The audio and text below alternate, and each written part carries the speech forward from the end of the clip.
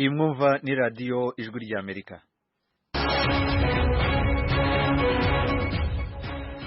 Radiyo ijwi ry'Amerika yumvikana kuri FM 104.3 mu Rwanda, mu Burundi ni ku mirongo migufi ya shortwave kuri metero 19 na 22, naho ku rubuga rwa internet mwatwumvira kuri wa@radioyacu.com.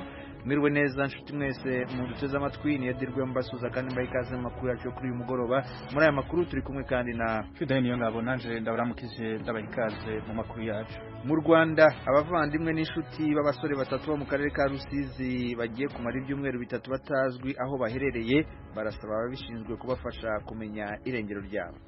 Turagira ngo badufashe kubashakisha tumenye aho bari, nabo baduhereze. Dufite impungenge ko baba badahari kubera ko tutababona kuri sitasiyo za polisi zose twagiye gusura. Twasabaga rero ngo mudufashe nk'inzego zibishinzwe mudushakishirize. Uyu ni Annonciata Niyonsenga, ni mushiki w'abo basore batatu bamaze ibyumweru bitatu batazwi irengero ryabo. Abagize inama nshingamateka ya Amerika bariko baritegurira kubaza ku mugaragaro babonye canke bumvise ivyabaye ku bijanye n'itohoza kuri President Donald Trump. Ubufaransa, Ubudage, Ubwongereza n'umuryango w'ubumwe bw'Uburayi vyatangaje ko bitewe impungenge nuko Iran yasubiye guhingura uranium mu buryo ishobora gukoreshwa ku vyerekeye ibigwanisho nk'onyanganda.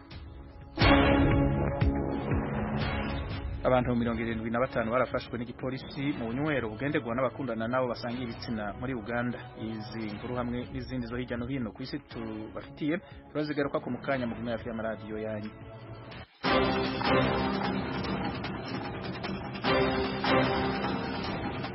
Amakuru yacu yo kuri uyu mugoroba tuyahere ku makuru avugwa hirya no hino ku isi. Fidel ngaha muri Amerika murantunga ku vyerekeye Iran, ibihugu by'Ubufaransa, Ubudagi n'Ubwongereza n'umuryango w'ubumwe bw'Uburayi byatangaje ko bitewe impungenge nuko igihugu ca Iran casubiye guhingura uranium mu buryo ishobora gukoreshwa ku vyerekeye ibigwanisho nk'onyanganda.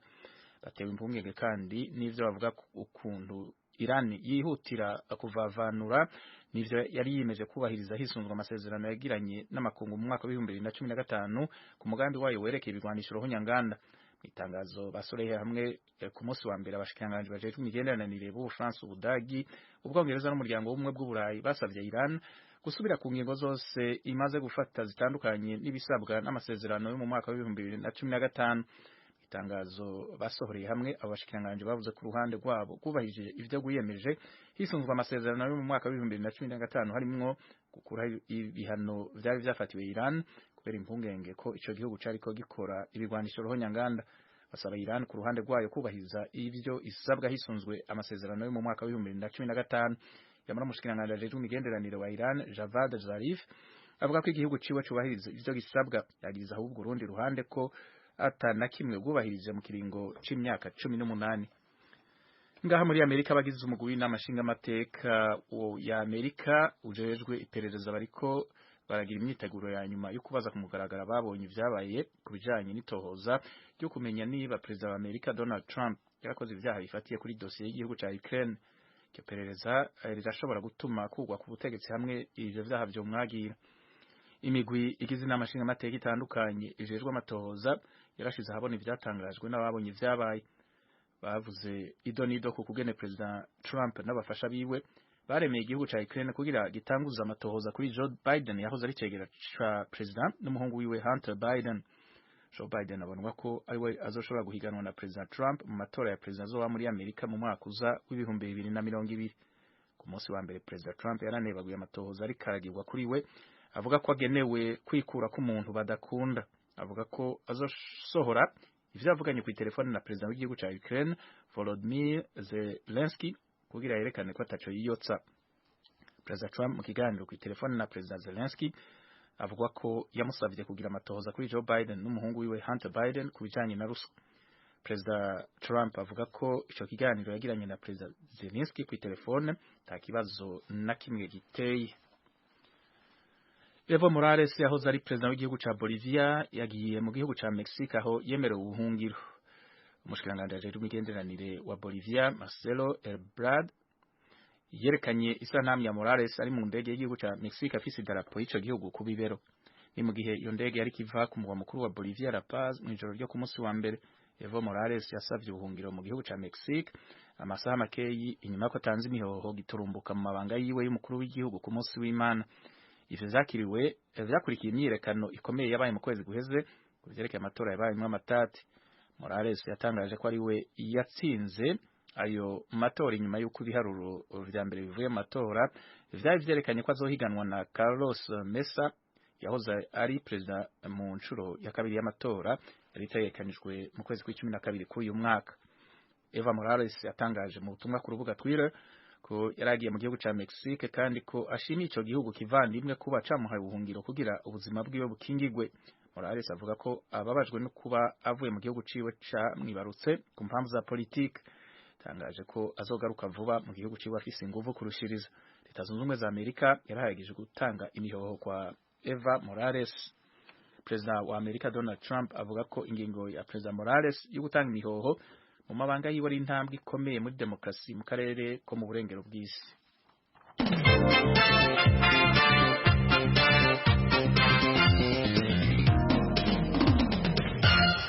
Wandanya kumviriza amakuru ya hirya no hino ku isi tubafitiye.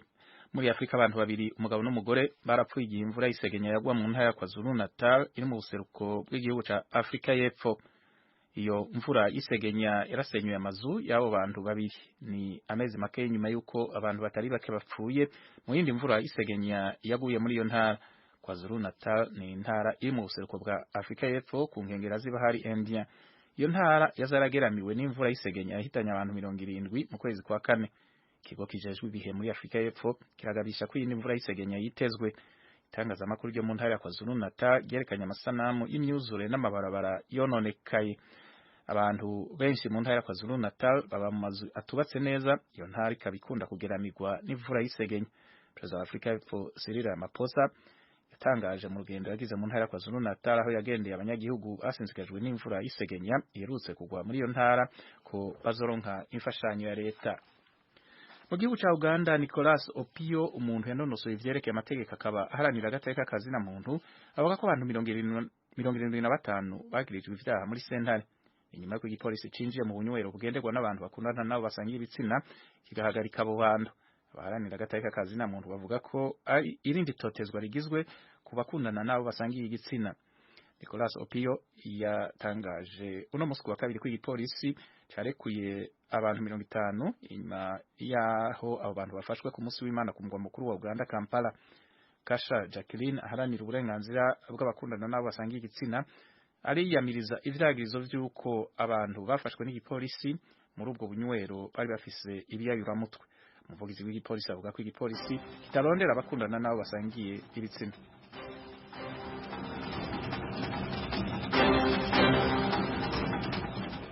Fideli Niyongabo arakoze cyane kutugezaho amakuru avugwa hirya no hino ku isi. Mwumva ni radio Ijwi rya Amerika ivugira i Washington DC mu Kirundi no mu Kinyarwanda.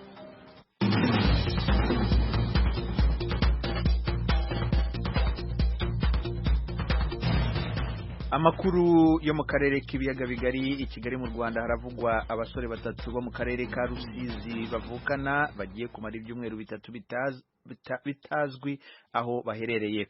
Aha bibonye bemeza ko inzego z'umutekano arizo zabatwaye mu mpera z'ukwezi kwa 10 uyu mwaka. Inshuti n'abavandimwe babo bagasaba ababishinzwe kubafasha kumenya irengero ryabo. Ni inkuru y'umunyamakuru w'Ijwi rya Amerika Eric Bagirubusa. Nagiyeyo ndambwa ntawe uhari, njya Kimirongo ntabahari, njya kwa Kabuga ntabahari, ngiremera. Madame Jeanne Murekatete utuye mu murenge wa Kinyinya mu kagari ka Kagugu mu mujyi wa Kigali ne wari ucumbikiye abavandimwe batatu bakodeshaga inzu ye.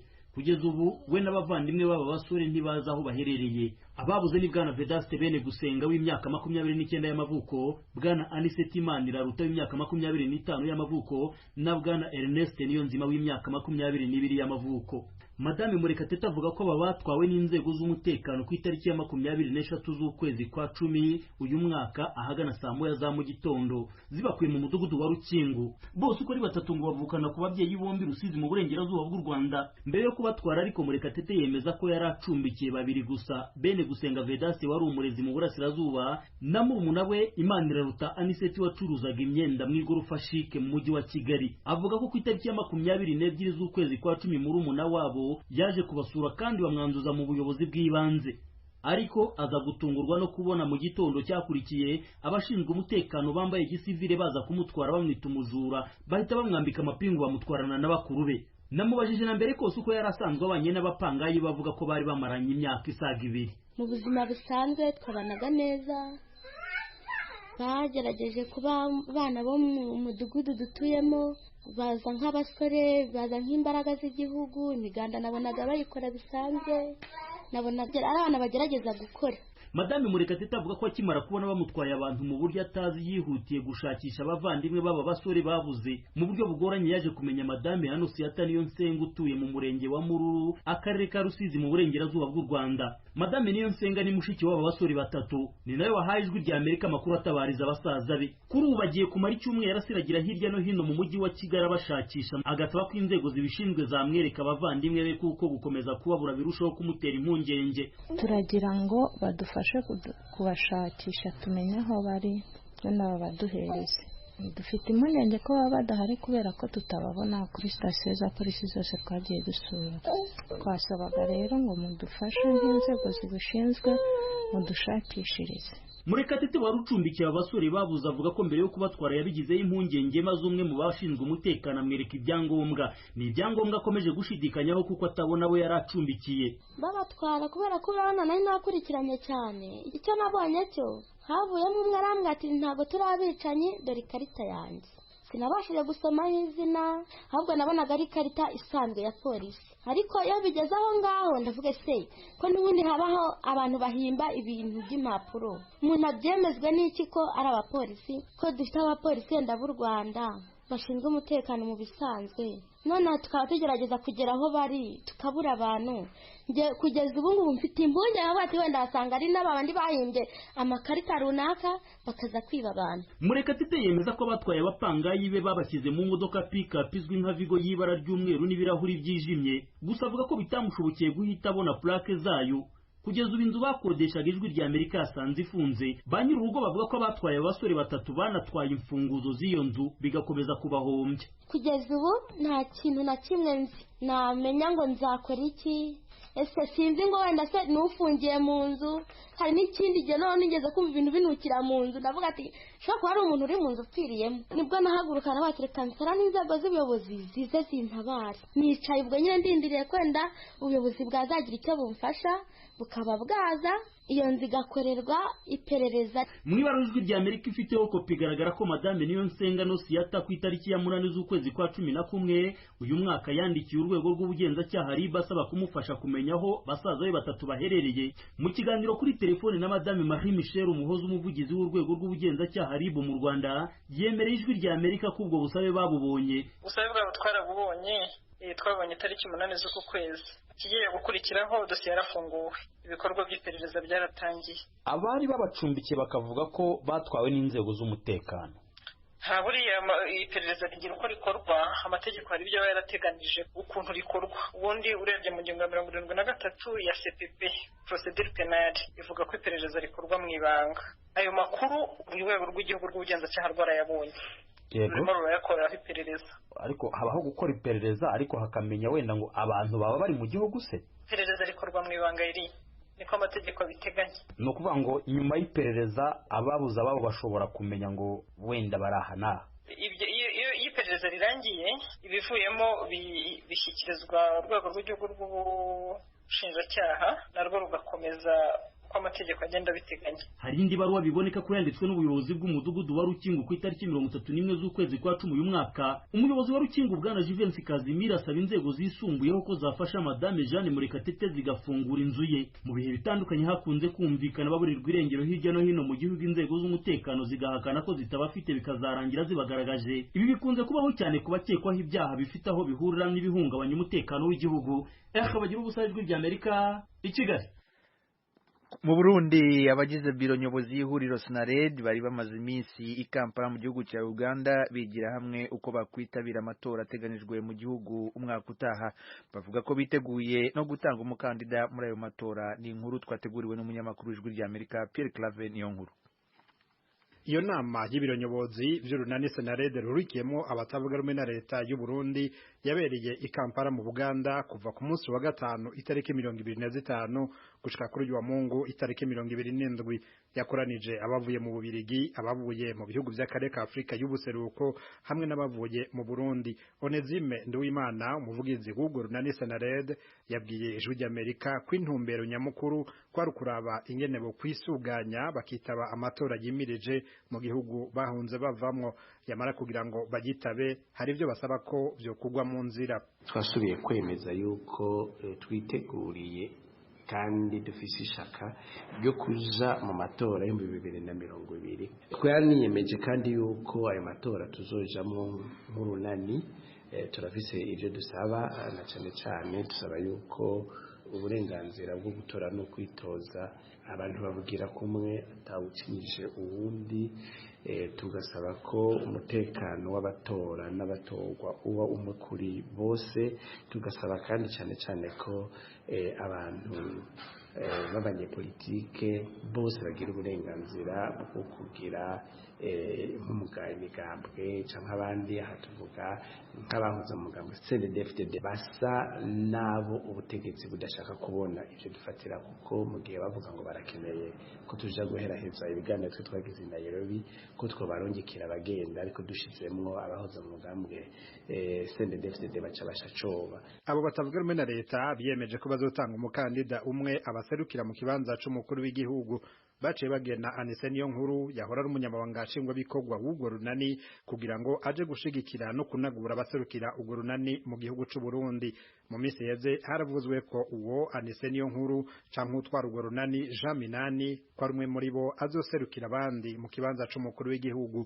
Nabajeje umuvugizi wa SNARED ko kurungika Anise Niyonkuru mu Burundi atobara amayeri yo kumugena nk'umukandida wabo mu kibanza c'umukuru w'igihugu. Abo tuzobambukira hanyuma aruzo kwitoreza ikibanza c'umukuru w'igihugu canke abazo kwitoza mu bibanza bitandukanye, abo bamuzamenya hanyuma mu minsi iza.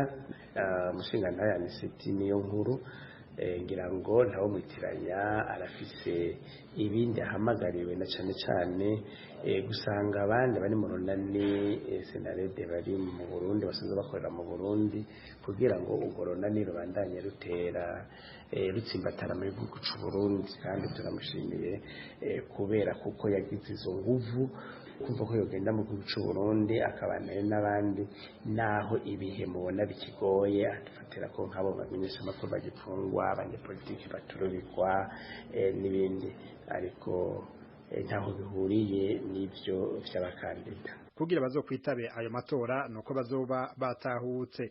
Mu ntango z'uko kwezi barungitse integuza mu gihugu Anise Niyonkuru nyene kugira ngo aje kuraba ingene ibintu vyifashe n'ingene bagenzi we botahuka. We n'uwo bari bajanye baranabonanye n'umushikiranganje w'intoro y'agati mu gihugu ari nawe ajeje ibikorwa vy'imigambwe itandukanye. Ijwi ry'Amerika ryaboneyeho akaryo ko kubabaza aho bose bazotahukira. Kubisanzwe twebwe ntitwifuza gutaha isorosoro. Ibintu nibije mu muryo umutekano kuri bose uboneke, baze twumvikane mu gutaha yabibikunda twofasha indege imwe tugashikira rimwe koko abantu bafise umugambi nico bafunditse kugira ngo ibintu bihinduke mu gihugu cy'u Burundi. Rero umwanya ari wo wose hagize igihinduka tuzoca tumanukira rimwe twese. Abo banyepolitike hari ibimenyetso babona ko bidahumuriza mu gihe atana amezi 8 asigaye ngo amatora bifuza kujamwo abe ni nk'ifungwa ry'abamenyesha makuru bane n'umushoferi b'ikinyamakuru cigenga Iwacu basaba ko bofungurwa atagisabwe. Twarashoboye kandi kwiyamiriza iryo hohoterwa ry'abamenyesha makuru bamaze iminsi mu gasho bazira ubusa, bidutera amakenga ko turabona kumenga nta shaka ryo kugurura igihugu kibe nyabagendwa, amatora agende neza bafise uravye ko bitwara. Turasaba ko ababishoboye, abamenyesha makuru, inshuti z'u Burundi, ibihugu, akarere, abarundi ubwabo bogerageza kugondoza bajya bari ku butegetsi bakemera ko bahiganwa n'abandi atawajya wangura atawurenganije uwundi. Abatari bake mu batanguje ubwo runani Senared baherutse kurutera Kagere bashinga urundi rwabo bise Sefor Arusha, nabo bavuga ko baharanira ibwirizwa shingiro n'amasezerano ya Arusha. Yamara bobo bararahira bakarengwa ko batazokwitaba ayo matora, bagiriza mbere abasigaye mu runani Senared ko bashaka guhemuka kandi ko bashaka ibibanza muri leta izova mu matora yimirije. Urunani Senared ngo gwemeza ko ivyo bitabaca intege. Pierre Claver Niyonkuru, Kigali, ku bw'Ijwi ry'Amerika. Nyuma y'ibaruwa Minisitiri w'Ubutabera w'u Rwanda yandikiye abadepite b'Abongereza asubiza iyo bandikiye Perezida w'u Rwanda Paul Kagame basaba irekurwa rya Colonel Tom Byabagamba na General Frank Rusagara, umunyamategeko Charles Kambanda uba hano muri Leta Zunze Ubumwe za Amerika yandikiye Minisitiri Businge. Aravuga ko Minisitiri atasobanuye amategeko uko byari bikwiye. Yabibwiye mugenzi wacu Venuste Nshimiyimana ukora mu biro by'Ijwi ry'Amerika i Londres mu Bwongereza. Maze kusoma ibaruwa ye byanteye ikibazo kubera ko we aravuga ngo group area UN group on arbitration and detention ntawo eri binding report yabo, kandi Abongereza bayishingiyeho cyane bamubaza bijye bibazo. Ibi bintu Businge avuga ntabari byo kubera ko mu mategeko bari abadepite area group ya UN yashingiye ku mategeko ari binding ku Rwanda. Area raporo ya kariya kanama ka ONU baravuga amategeko specifically u Rwanda rwishe mu rubanza mu gufatwa no kuburanisha ruyo rubanza rwa bari abagabo. Kariya kanama kakavuga nanone na constitution y'u Rwanda uburenganzira bari abantu batahawe n'igihugu cy'u Rwanda kandi cyabishingiye. Ariko tubanze duhere ku byako kanama kavuga, none se leta y'u Rwanda yivuze yuko katagomba kwivanga mu migendekere y'imanza, ubundi kanama karoni hari uburenganzira gafite bwo gutegeka igihugu gukurikiza ibyo kabonye? Ibihugu bibumbiye muri ONU byumvikanye ko bashyiraho umugenzuzi muri ibi byo gufunga abantu badakurikije amategeko. Umugenzuzi muri ONU nako kanama no kuvuga ngo n'u Rwanda rwarabisinyiye ko kariya kanama kazajye kagenzura. Karagenzuye kakoresheje ebipimo by'amategeko mpuzamahanga n'ebipimo bya constitution y'u Rwanda. Ntabwo ushobora gusubira inyuma ukavuga ngo ibyo bavuga no ni bure, ntabwo bishoboka. Ariko Minisitiri Businge agaragaza yuko abari abadepite b'Abongereza batagombye kwivanga no mu bibera mu Rwanda mu manza zo mu Rwanda. Ubwongereza se bwemerewe kwivanga mu manza zibera mu kindi gihugu? Ubwongereza ni kimwe mu bihugu biri mu muryango wa ONU. Ubwongereza ni kimwe mu bihugu bitera inkunga u Rwanda. Akanama kariya ka ONU kamaze kugaragaza amategeko mpuzamahanga u Rwanda rwishe muri ziriya manza, rukagaragaza ko u Rwanda rutubahiriza n'amategeko yaro ya constitution, kandi constitution y'u Rwanda iri hejuru. Nta kuntu Ubwongereza butabaza kandi bufite n'uburenganzira. Abongereza bafite uburenganzira kubera ko nibo bishura amafaranga menshi ya leta ikoresha. Kuki umuntu yagutunga mu mafaranga ukanga kugenda gukora ibyo kumusubiza yakubajije, cyane cyane ko ari kukubaza kwica amategeko mpuzamahanga wasinye mwumvikanyeho? Ariko se yaguha amafaranga yanagutegeka kwica amategeko wishyiriyeho nk'igihugu cyigenga? ntabo bari kubwira kwita aho bari kubabwira kubahiriza constitution. Reka nk'urugero constitution y'u Rwanda eravuga ati nta muntu n'umwe umuntu wese ufite urubanza aregwa agombye kwaba uburenganzira bwo kweregurwa imbere yo mu cyamanza ufitiye ubushobozi ububasha. Uburenganzira bwo kweregura uko bukubiye muri constitution y'u Rwanda bivuze no confrontinga kubaza umuntu ukurega. Bwana bari abantu bimwe n'uburenganzira bwo kubona embone n'amaso kuyandi abantu babashinja. Abagabo bazanye mu ruya rukiko urukiko rwanze ko byabagamba na Rusagara babahata ibibazo. Ibi bintu bikubiye muri constitution y'u Rwanda. Ariko icyo Minisitiri Busingye avuga byumvikane neza nuko asaba abantu kutivanga mu manza ziri mu rukiko. Ruriya rubanza ruri mu rukiko.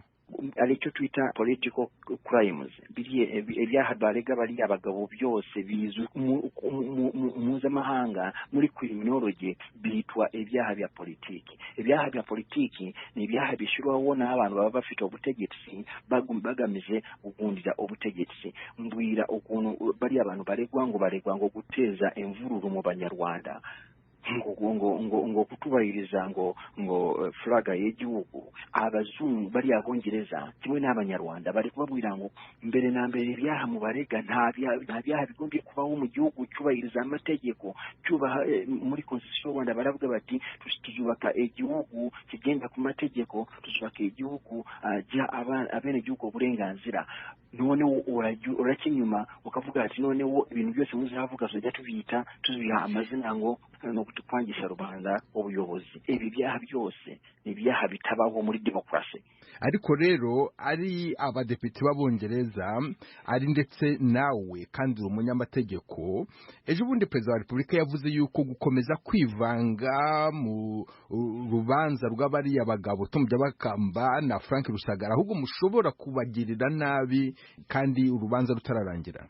Ibi bintu ntabari yo kwivanga mu miyoborere y'igihugu, ahubwo ni ukubaza igihugu kandi n'abene igihugu Abanyarwanda bafite uburenganzira bwo kubaza biriya bibazo Abongereza bari kwebaza.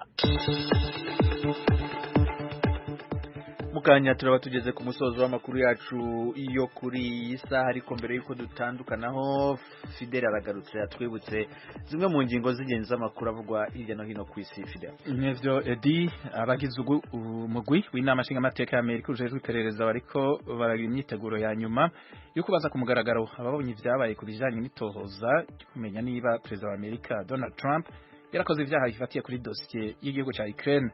Iryo perereza rirashobora gutuma kugwa ku butegetsi hamwe ivyo byaha byo mwagira. Tubabwira ko ibihugu by'Ubufaransa, Ubudagi, Ubwongereza n'umuryango w'ubumwe bw'Uburayi byatangaje ko bitewe impungenge n'uko igihugu ca Iran casubiye guhingura uranium mu buryo ishobora gukoreshwa ku vyerekeye ibigwanisho ruhonyanganda. Baratewe impungenge kandi n'ivyo bavuga ko ari ukuntu Iran yihutira kuvavanura nivyo yari yiyemeje kubahiriza hisunzwe amasezerano yagiranye n'amakungu mu mwaka wa 2015 ku mugambi wayo werekeye ibigwanisho ruhonyanganda. Itangazo basohoreye hamwe ku munsi wa mbere abashikiranganje bajeje imigenderanire b'ibihugu by'Ubufaransa, Ubudagi, Ubwongereza n'umuryango w'ubumwe bw'Uburayi basavye Iran gusubira ku ngingo zose imaze gufata zitandukanye n'ibisabwa n'amasezerano yo mu mwaka wa 2015. Ku vyerekeye Bolivia twabwiye ko Evo Morales yahoze ari perezida w'ico gihugu yagiye mu gihugu ca Mexique aho yemerewe ubuhungiro. Kushikiranganje c'imigenderanire wa Bolivia Marcelo Ebrard yerekanye isanamu ya Morales ari mu ndege y'igihugu ca Mexique afise idarapo y'ico gihugu ku bibero. Mu gihe iyo ndege yariko iva ku mugwa mukuru wa Bolivia La Paz mw'ijoro ryo ku munsi wa mbere. Evo Morales yasavye ubuhungiro mu gihugu ca Mexique amasaha make inyuma yuko atanze imihoho giturumbuka mu mabanga yiwe y'umukuru w'igihugu ku munsi w'Imana. Ivyo vyakurikiye imyiyerekano ikomeye yabaye mu kwezi guheze ku vyerekeye amatora yabayemwo amatati. Ku makuru yerekeye Afrika twabwiye ko abantu babiri umugabo n'umugore bapfuye igihe imvura y'isegenya yagwa mu ntara ya KwaZulu Natal iri mu buseruko bwa Afrika y'Epfo. Iyo mvura y'isegenya yarasenyuye amazu y'abo bantu babiri. Ni amezi make nyuma yuko abantu batari bake bapfuye mu yindi mvura y'isegenya yaguye muri iyo ntara. KwaZulu-Natal n'intara iri mu buseruko bwa Afurika ariko ku nkengera z'ibahari India iyo ntara yazaragiramiwe n'imvura y'isegenya yahitanye abantu 70 mu kwezi kwa kane k'uyu mwaka. Naho muri Uganda Nicolas Opio umuntu yanonosoye ivyerekeye amategeko akaba haranira agateka kazi na muntu avuga ko abantu 75 bagirijwe ivyaha muri sentare nyuma yo igipolisi cinjiye mu bunywero bugenderwa n'abantu bakundana nabo basangiye igitsina kihagarika abo bantu. Abaharanira agateka kazi na muntu bavuga ko ari rindi totezwa rigizwe ku bakundana nabo basangiye igitsina. Inshuti mwarimu duteze amatwi aha niho dusoreje amakuru yacu yo kuri uyu mugoroba. Tubashimire kuba mwaduteze amatwi, dushimire Engineer Cornelius wadufashije mu buhanga bw'ibyuma, Fatuma Alimasi Kara wegeranije aya makuru na Frederic Nkundikije wari uyahagarariye muri studio ya 10 hano i Washington. Mwari kumwe nanjye Dirwema na Fidel Nyongabo. Tubifurije ibihe byiza, tubatumira kubandanya mudukurikirana mu biganiro byacu by'imisi yose mu Kirundi no mu Kinyarwanda kuri radio yanyu, Radio Ijwi rya Amerika. Kurindira mugire mwese ibihe byiza.